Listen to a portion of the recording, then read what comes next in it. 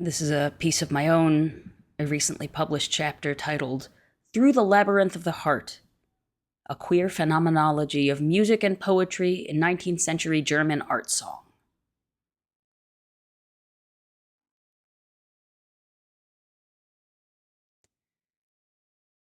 This chapter presents a queer phenomenology of 19th century German art song, particularly that of Schubert. Musicologists and others have written extensively about the connection between Schubert's sexual orientation and his music, whether his work generally or his lieder in particular. These accounts have tended to focus either on the biography of Franz Schubert or on the question of how queerness appears in his music. My aim is something like the reverse. Not to say how art song is queer, but to say how queerness is like the art song. Key to my understanding is the temporal dimension of both the music-text relationship and the experience of non-binary gender, the form of queerness most pertinent to this analysis. The first part of this chapter develops the analogy between the aesthetic temporalities of art song and phenomenological temporalities of queerness. The second part elaborates the dialectical structures at play in both, comparing, by way of example, Schubert's settings of Müller's Auf dem Flusse, D 911-7, and Goethe's An den Mond, D 259 and 296.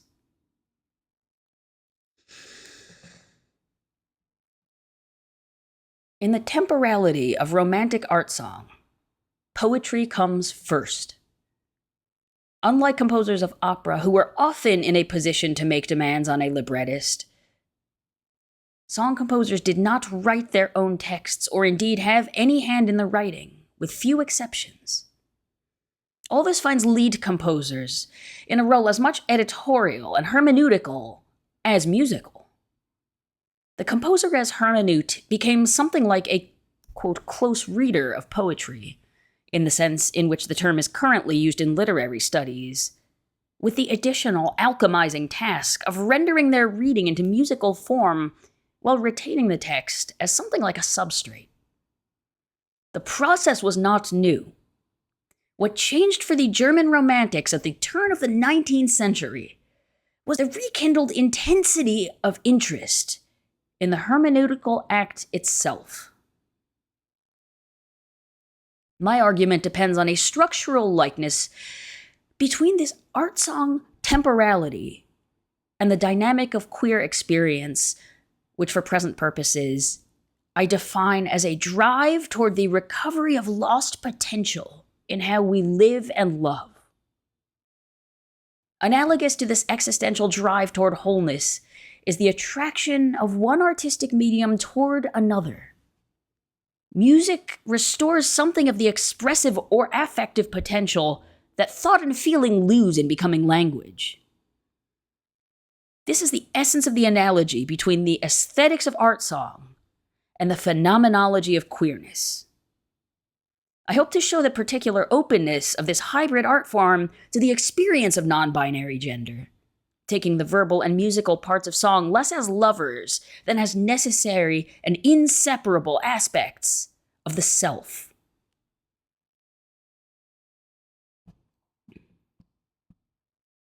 Metaphors, particularly comparisons with abstract qualities of space and time, are some of theorists' most reliable tools for discussing queerness. Some, including many classicists, have made the past a refuge of queer alterity. José Esteban Muñoz locates queerness expressly in the future as a horizon of yet unrealized social potential. In No Future, Lee Edelman calls queer that which resists the cultural imperative toward heterosexual reproduction. Sarah Ahmed adopts the vocabulary of phenomenology, not least of all its reliance on perceptual relationships with the objects and places in one's surroundings, to the goal of making queerness communicable. The spatial meaning of the word orientation is a major theme of Ahmed's queer phenomenology, orientations, objects, others. Quote, "The work of inhabitants involves orientation devices, ways of extending bodies into spaces that create new folds or new contours of what we could call livable or inhabitable space. If orientation is about making the strange familiar through the extension of bodies into space, then disorientation occurs when that extension fails. Or we could say that some spaces extend certain bodies and simply do not leave room for others. Now, in living a queer life, the act of going home, or going back to the place I was brought up, has a certain disorienting effect. The family home seems so full of traces of heterosexual intimacy that it is hard to take up my place without those traces as points of pressure. In such moments, when bodies do not extend into space, they might feel, quote, out of place, where they have been given a place. Such feelings, in turn, point to other places, even ones that have yet to be inhabited.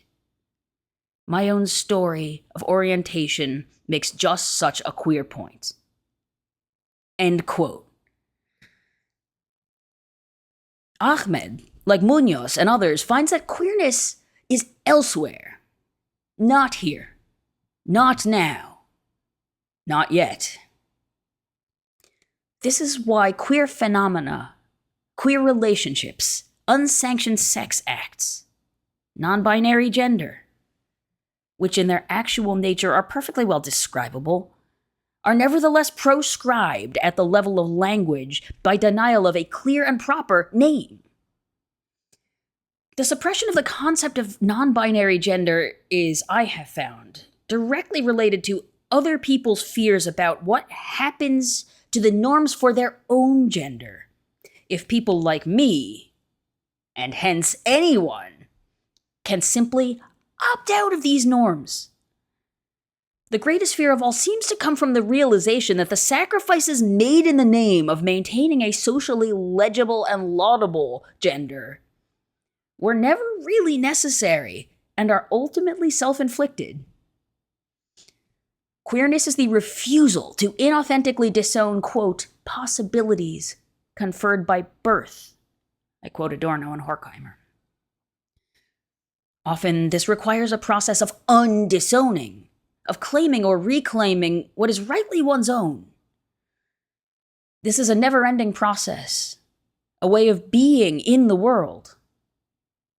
Where Munoz and Edelman figure queerness as a matter of futurity, or lack thereof, and Ahmed as a phenomenon of spatial relationality, I understand queerness as a dialectical process of overcoming distance.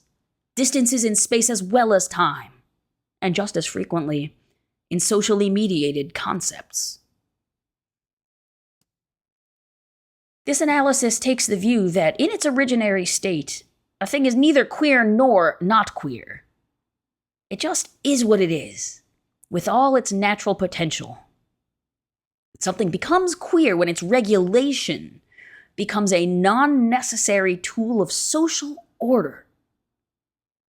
It is easy, for instance, to imagine a society that condemns violence as antisocial, yet never happens upon the idea of treating any kind of desire as intrinsically violent against nature.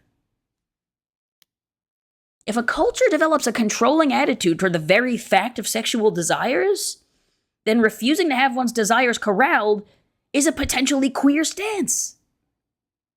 If, on the other hand, a culture has not developed such attitudes, then even outright homosexuality may not be all that queer in principle. Queerness is relative, not as points on a spectrum are, but as orientations are. Confer Ahmed's spatial and my temporal analyses.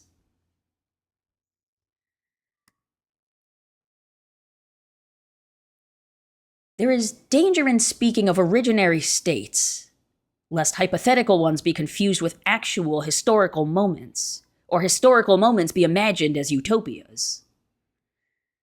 The originary states with which I am most concerned are those that exist in lived reality, those possibilities conferred by birth, rather than hypothetical indices of primordial humanity such as those in Rousseau's discourses on the origins of inequality and of language, for example. The latter, however, are not easily dispensed with as heuristics for the sense of lost potential that drives language toward the other art forms, or all art forms toward one another, especially in the romantic imagination. The meaning of the kinds of originary states that I am talking about is not what theoretically once was, but what actually could be. Rousseau's, quote, natural man existed prior to the separation of queer and not queer. He, or better, they, also existed before the separation of music and language. This Rousseauian song speech is hypothetical, but it has real historical progeny in the sung poetry of the ancient Greek world. In A Poet's Glossary, Edward Hirsch writes, quote, "Song was originally inseparable from poetry. They were one and the same, and poems were meant to be chanted and sung, sustained by oral tradition. Poetry is still considered song in many parts of the world." End quote. Ancient Greek poetry, epic as well as lyric, was always sung to musical accompaniment, with, quote, melos, the term used for the lyric text, meaning poems meant for singing. Melos. They were performative, Hirsch writes. The musical element is so intrinsic to poetry that one never forgets its origins in musical expression, in singing, chanting, and recitation to musical accompaniment. End quote. How did modern lyrics lose their once indispensable musical element? Hirsch explains, quote, "Before the 19th century, writers or critics seemed to make little or no distinction between melodic lyrics such as Thomas Campion's airs, or the songs of William Shakespeare's plays, and non-musical written lyrics such as Shakespeare's sonnets. During the Renaissance, English writers first began to write their lyrics for readers rather than composing them for musical performance. The word song increasingly came to suggest a literary composition in verse form. Songs were still written for music, but the term song was also used metaphorically, as in Christopher Smart's A Song to David, or William Blake's Songs of Innocence and Experience, which are meant to be read.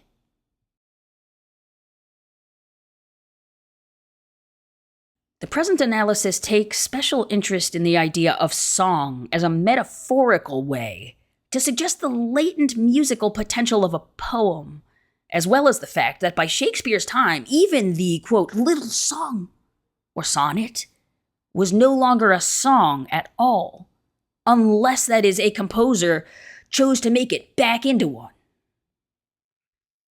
What is the meaning of the metaphor that calls a poem a song? The following entry from the diaries of Wilhelm Müller sheds some light on the subject.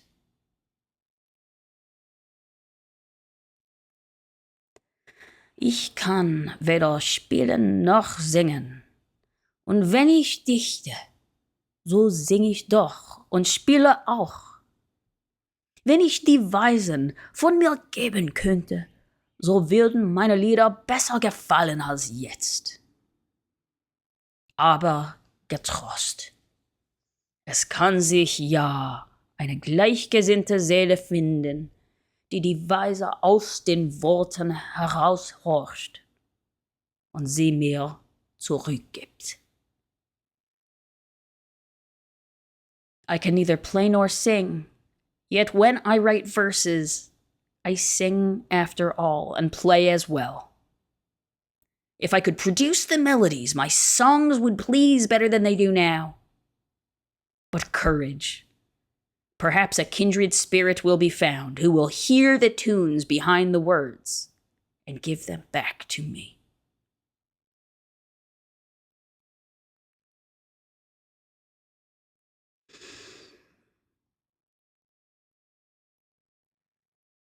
Müller's words assume their full meaning in light of music history. For the 45 poems immortalized in Schubert's two major song cycles, Die schöne Müllerin and Winterreise, achieved a life in posterity beyond anything else Müller would ever write or do. There's a prophetic realism in the thought that a gleichgesinnte Seele, literally a same-sensed soul, could draw out, or rather hear out, heraushorchen, something of the word's unrealized potential, and restore it to wholeness through the addition of music. Such a musical complement, which must spring from the generous and generative activity of another's sympathetic interpretation, hearing out the tunes from the words, is in the same measure an act of giving the words back to their author, zurückgeben. Without the sympathy of this musical complement, the words are in some sense lost to their author, who accordingly wishes for the intervention of a kindred spirit, gleichgesinnte Seele, who might musically restore these lost words to their author in their originally conceived power to please, zu gefallen. It's this sense of loss, not the natural and irremediable removal that death brings, but rather the merely contingent, the non-necessary shutting off of possibilities that remain throughout life, that grounds the analogy between queer experience and the hybrid form of the art song. The matter of priorness, priority in time, and the generative instability of that priority, central to the analogy. The lack that Müller finds in his verses is experienced as a sequence of impressions in time. I can neither sing nor play, yet when I write verses, I sing after all and play as well. Some original inadequacy in the author, real or imagined, may be partly overcome by effort or inspiration, but the sense remains that more could be done to bring the utterance to its expressive potential. Potential neither actualized nor lost in the writing, in the Dichten, which specifically means to write poetry. Following the writing, there exists a now, jetzt, in which the poems, called songs, Lieder, exist in default of the wanted musical element, which seems to hide somewhere within the words. Following this jetzt, this now, comes the thought of a possible future in which another artistic agent might make good on this latent potential, eliciting the music by sympathetic hearing, heraushorchen. The zurückgeben, the giving back of the poem to the poet, is a happy paradox, the restoration of something never lost, yet previously not had. In Eros, the Bittersweet, Anne Carson writes, "When I desire you, part of me is gone. My want of you partakes of me." So reasons the lover at the edge of Eros. The presence of want awakens in him the nostalgia for wholeness. End quote. The logic, including the implied sequentiality of nostalgia for a unity out of memory, bears a structural similarity to the experience of lack expressed in however different a context by Müller. Though suprahistorical in import, Carson's genealogy of erotic discourse takes the same starting point as Edward Hirsch's history of the term song, the originary moment of the lyric itself in ancient Greece, particularly the monodies of Sappho. The erotic and the lyric concepts of the Western tradition are as inseparable in their origin as are words and music themselves. I do not wish to overstate the metaphor of erotic desire for the apparent pull between the disparate artistic media. In Carson's reading of Sappho, the self breaks apart long before the two elements of song do. Nor on the view of queerness presented above is there anything specifically queer in the Sapphic speaker's accounts of desire, which, as Carson observes, cleave firmly to the phenomenological and stand largely apart from matters of social expectation, nor yet in the fact of artistic media finding their way back to one another as if by will. I wish, too, to stop short of anthropomorphizing these media beyond the purview of metaphor. Fortunately for my argument, others have taken such interpretive risks. In The Queen's Throat, Wayne Kostenbaum writes, "I hypothesize that opera's hypnotic hold over modern gay audiences has some connection to the erotic interlocking of words and music, two contrary symbolic systems with gendered attributes.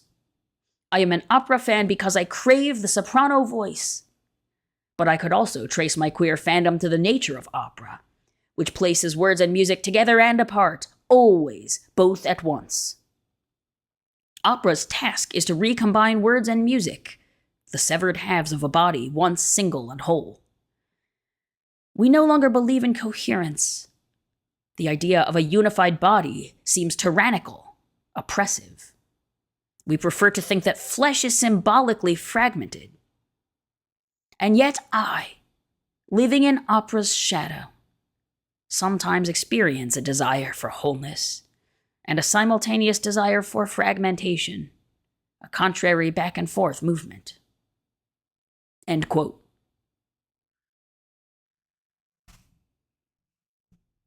White cisgender gay men are by far the most visible queer demographic in Western classical music. Yet Kostenbaum's remarks on queer sexuality and opera apply well enough to my analogy between queerness of gender and art song. Between the time of Sapphic monody and the development of opera, words and music had split. Members of the Florentine Camerata, generally recognized as the inventors of opera, worked assiduously to recombine words and music in hopes of reconstructing the lost musico-poetic speech of the ancient Greeks. At many junctures in history, cultural conditions have produced an enthusiasm for the artistic pursuit of the lost whole, often in dialectical lockstep with forces driving the media apart, such as the rise of absolute music as a concept. The era of English lute song, as mentioned by Hirsch, was also such a moment. The beginnings of Romanticism in the German-speaking lands were another. The wish to restore lost wholeness seems to permeate both theoretical and artistic endeavors of the period. There is a sense that better is possible, that much good has been needlessly cut off. This instinct is not a utopian vision, but a firm knowledge of possible realities. This knowledge, whether fully conscious or not, is central to my understanding of both the phenomenon of queerness and Schubert's art song.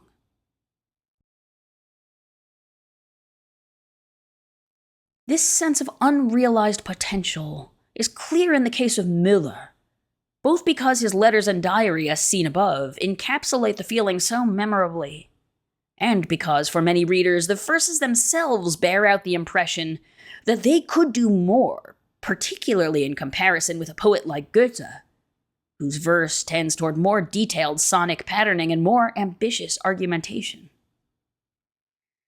Yet, even Goethe, as Joe Tudor notes, believed that, quote, "music can potentially sensualize a great deal more sense about the universe than language can."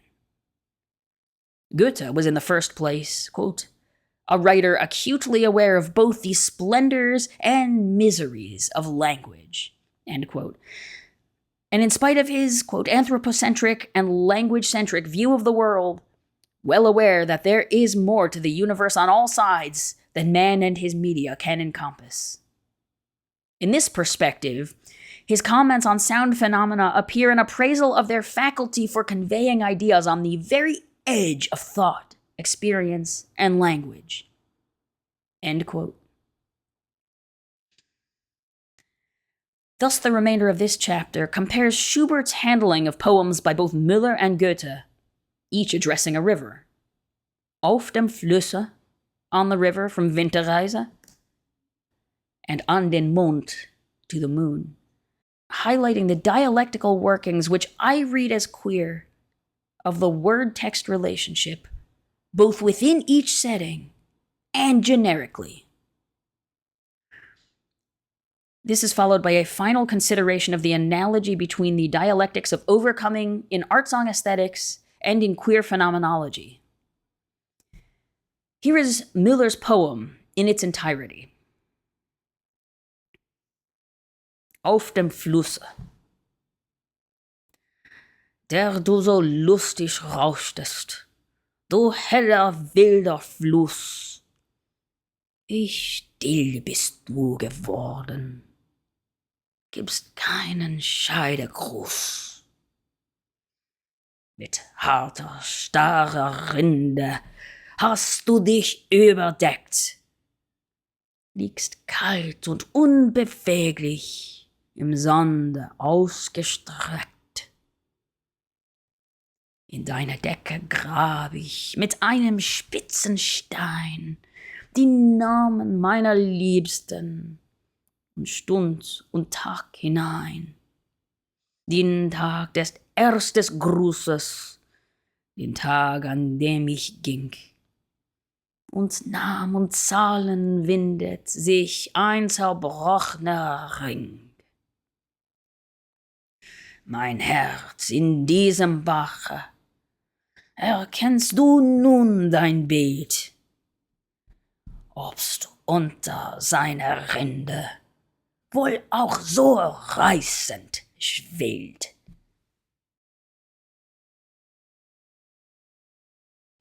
On the river. You who rippled so merrily, clear boisterous river, how still you have become. You give no parting greeting. With a hard, rigid crust you have covered yourself. You lie cold and motionless, stretched out in the sand. On your surface I carve with a sharp stone the name of my beloved, the hour and the day of our first greeting, the date I departed. Around name and figures, a broken ring is entwined. My heart, do you now recognize your image in this brook? Is there not beneath its crust, likewise, a seething torrent?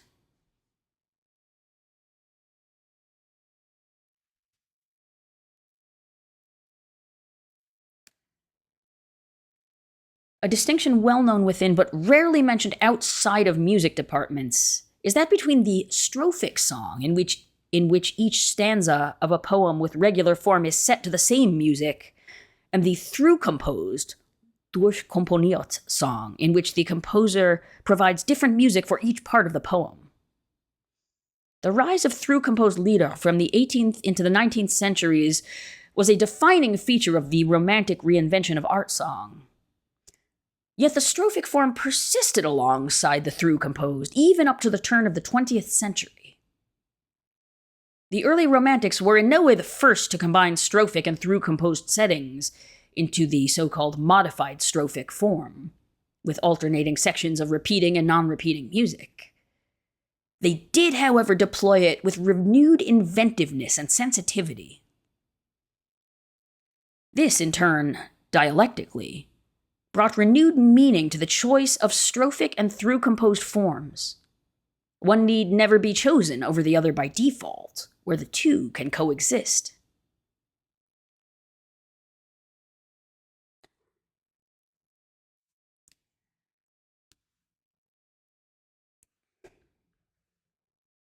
Auf dem Flusse is a good example of a through-composed Schubertian Lied.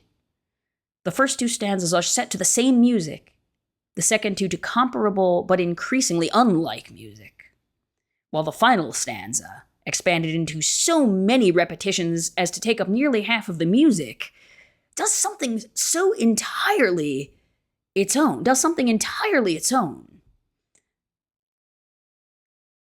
Mein Herz, in diesem Bache erkennst du nun dein Bild. My heart in this brook, do you now see your own image? Repeats querulously, passionately, meditatively, almost violently. Ob's unter seiner Rinde wohl auch so reißend schwillt. Under the river's crust does the heart's image likewise swell so ragingly. Read or spoken, the rhetorical question yields an image, a live current of feeling, undiminished by the overgrowth of a static, icy exterior like a river frozen over. Compelling enough to linger over, but unlikely to persist in memory.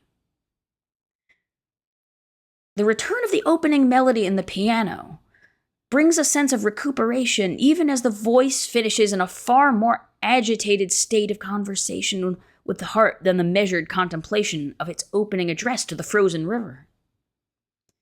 The intervening stanzas, recounting the speaker's inscription in the ice, each begin in a hopeful major-toned interlude that quickly slides into and out of melancholic minor mode modulations, so that by the end of the song, the quickly changing tonal and emotional registers leave the listener with the impression of having made a journey, a kind of interior detour, within the larger journey of Winterreise.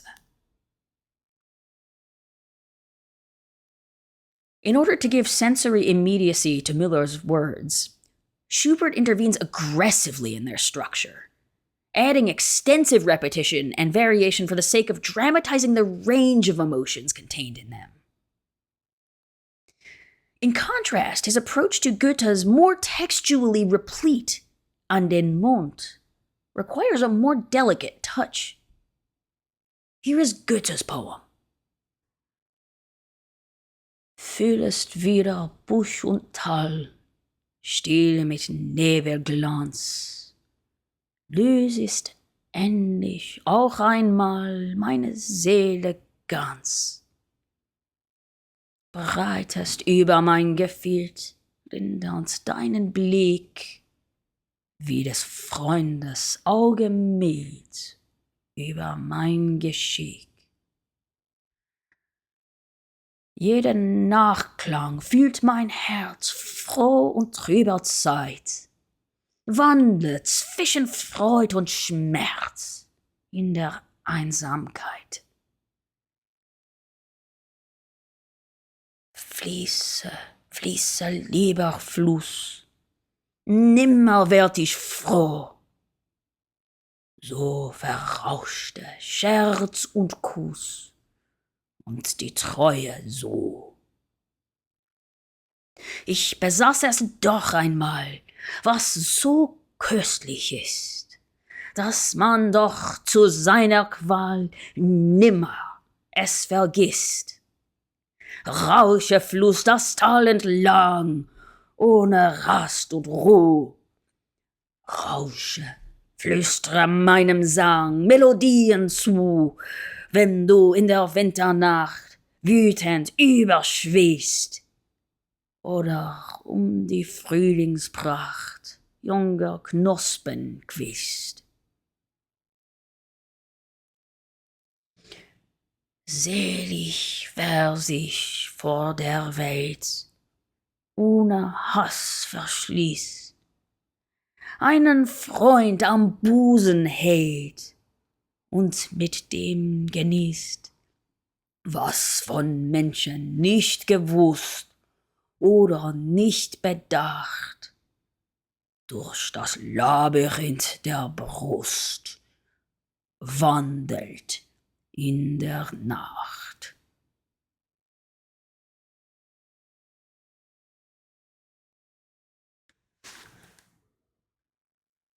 To the moon.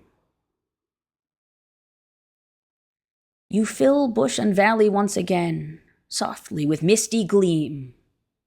You free once more at last my soul entire. You spread over my land your softening gaze, like a friend's gentle eye upon my fate.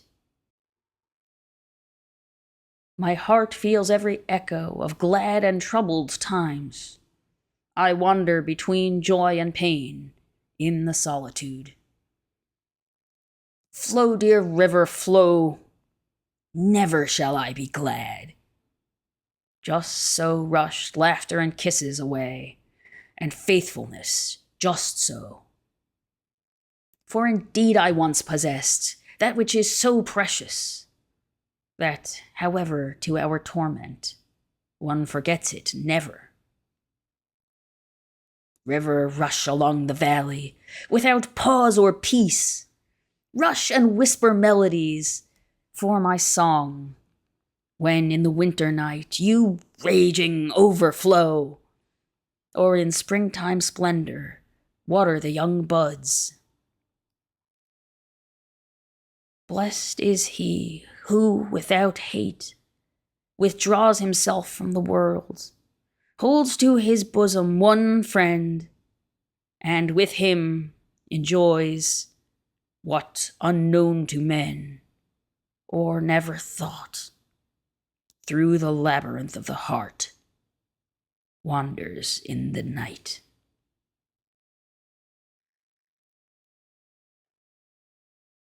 As he did in a number of instances, Schubert set this poem to music more than once. Of the earlier 1815 strophic setting, D 259, pianist and scholar Graham Johnson writes, "The undulating little tune, and it need not be jaunty, has a simplicity and an inevitability that can either be heard as perfection or dullness, depending on the tuning and sympathy of the ear. Once learnt, it haunts the listener like a gleam of moonlight, lighting a corner of the unconscious."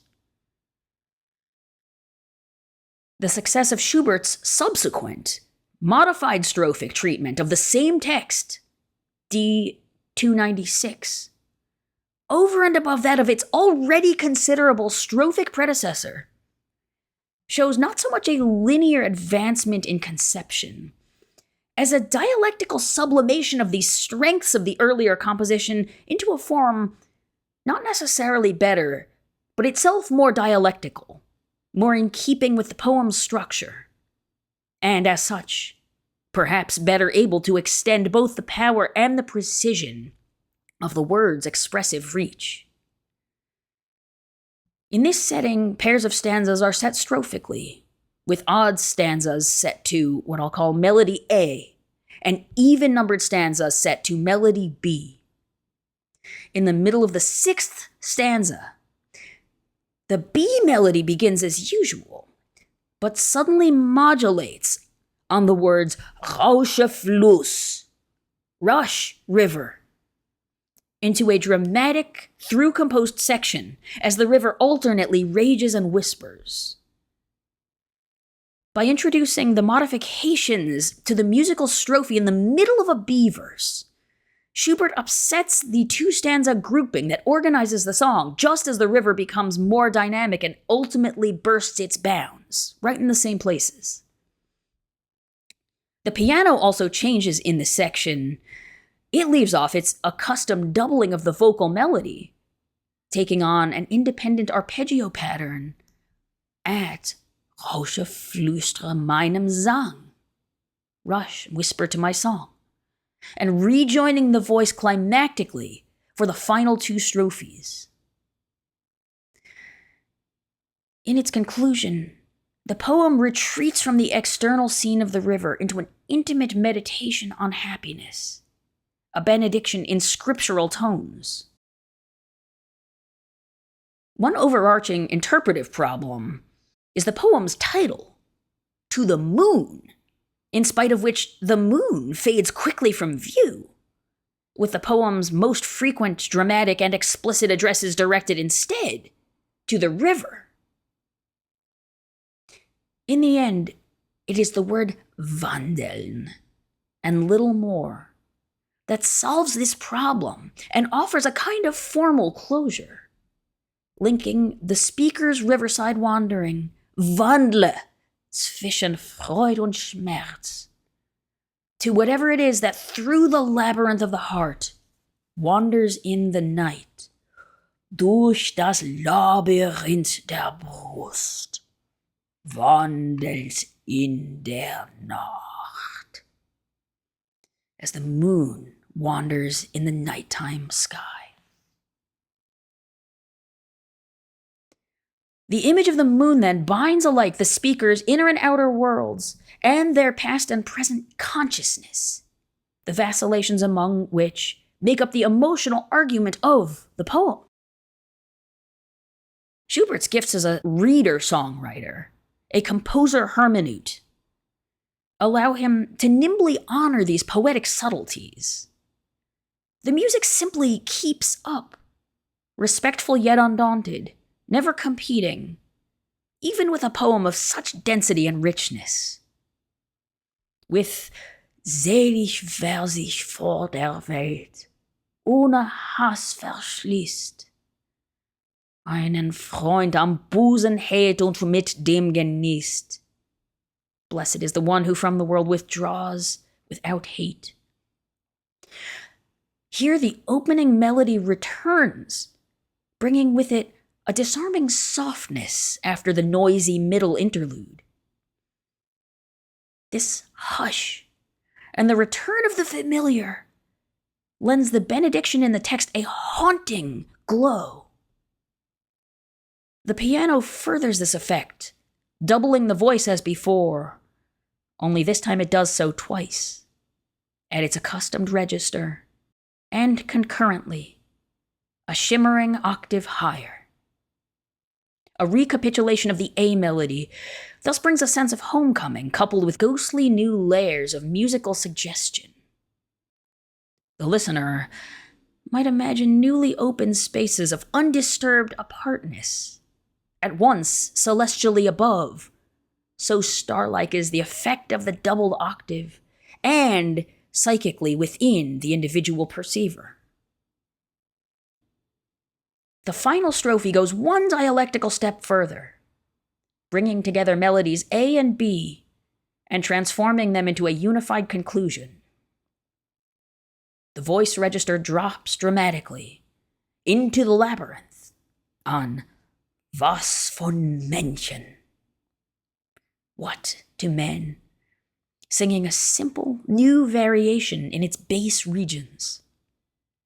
Over the voice, familiar as if by miracle, the piano now plays the melody once sung by the singer in the B stanzas. Breitest über mein Gefild. You spread over my fields. Picking up where the voice left off in the previous stanza. Einen Freund am Busen hält und mit dem genießt. At last, wandelt in der Nacht is sounded low by the voice, then once more an octave higher.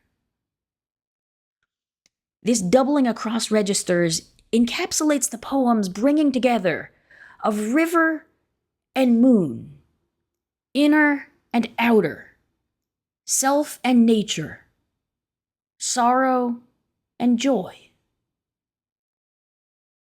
It is the concluding gesture of the meticulously prepared musical synthesis of the last strophe, which merges both the lines of the piano and the voice and the two contrasting melodies, A and B.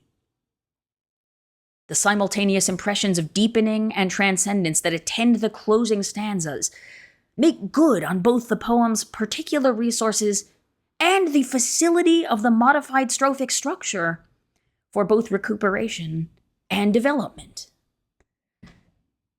Schubertian song composition is the art of unfolding a text's potential meanings in music. Some texts, such as Miller's, benefit considerably from active or even aggressive unfolding. Others, including major works of Goethe such as An den Mond, have so little need of addition that it is remarkable music finds something of value to add.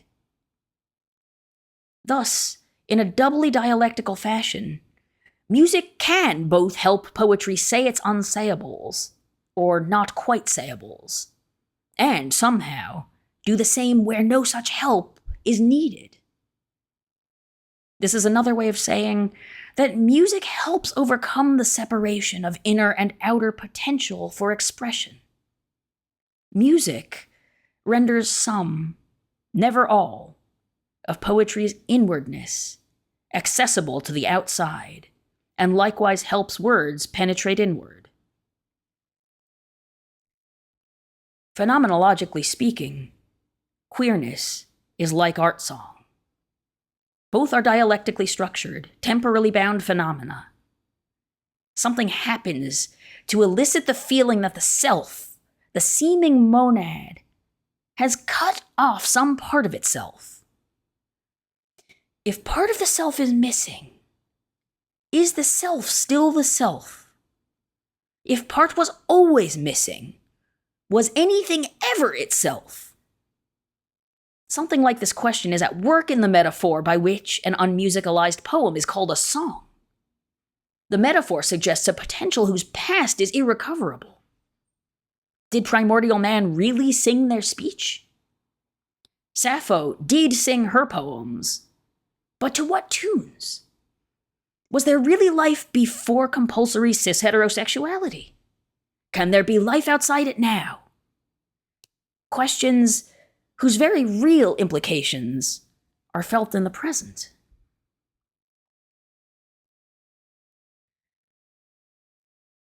This chapter has taken the metaphor of poem as song as itself a metaphor for seeking what is always already at hand to be enjoyed. This, on the present view, is the central attitude of queerness. Even the most replete and self-sufficient thing, a Goethe poem, a person of deep character, can be caught off guard by the emerging realization that forms of goodness besides the universally unattainable are grievously absent, are sorely missing. This feeling is embedded deeply in the aesthetic sensibility that reconceived the art song. Tudor writes, quote, "Precisely because Goethe and other writers in his epic habitually understood music in terms of something else, and not infrequently understood other things in terms of music, we can finally see why for Goethe and for some others, music is potentially connected with most things in the universe, and most things in the universe are potentially connected with music." End quote. The inseparability of music, or at least musical discourse, from metaphor, leaves its boundaries open-ended so that it cannot help but exist in relation to other media.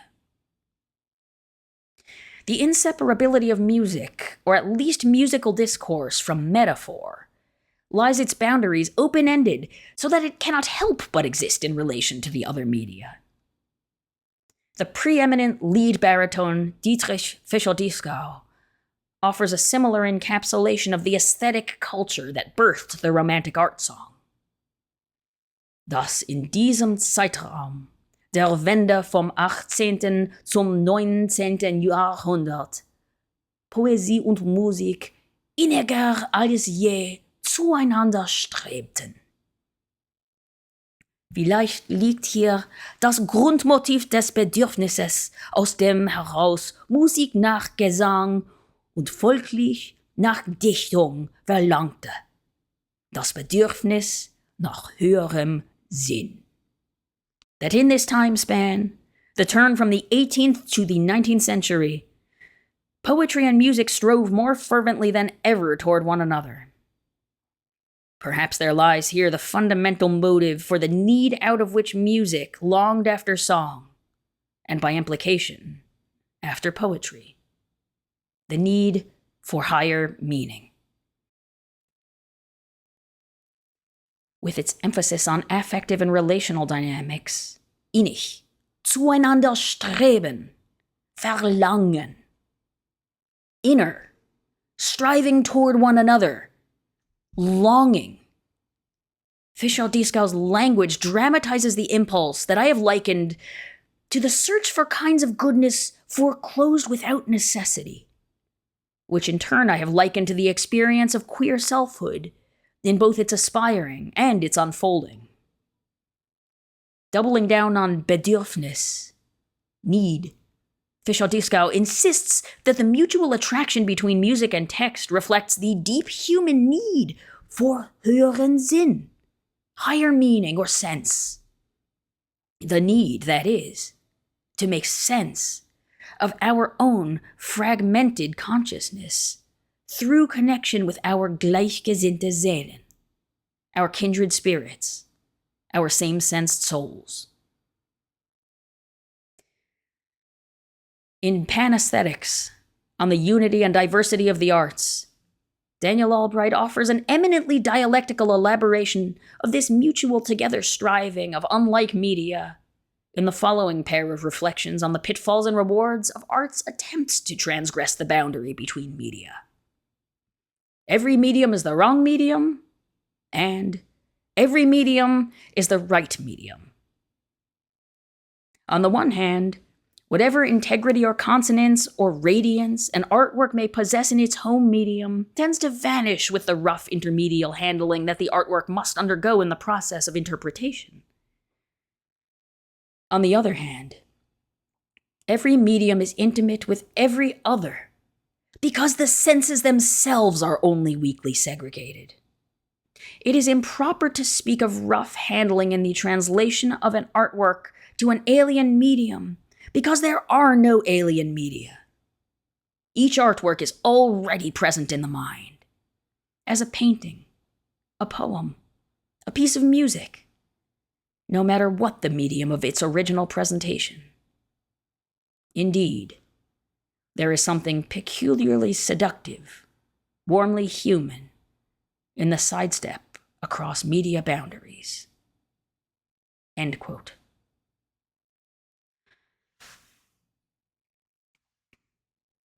The logic of queer being, of living and loving, could hardly find a more generative metaphor than in Albright's mutually desiring dialectic of the artistic media, the warmly human in the sidestep across media boundaries. The transformation, the actualization of the self is never complete and never has to be.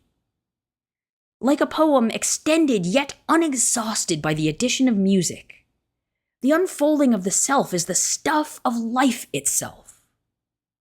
Neither queer nor not queer in conception, but needfully queer in practice if one is to thrive under conditions of constraint. In such a world, each extension, each sidestep, each song is a goodness in itself.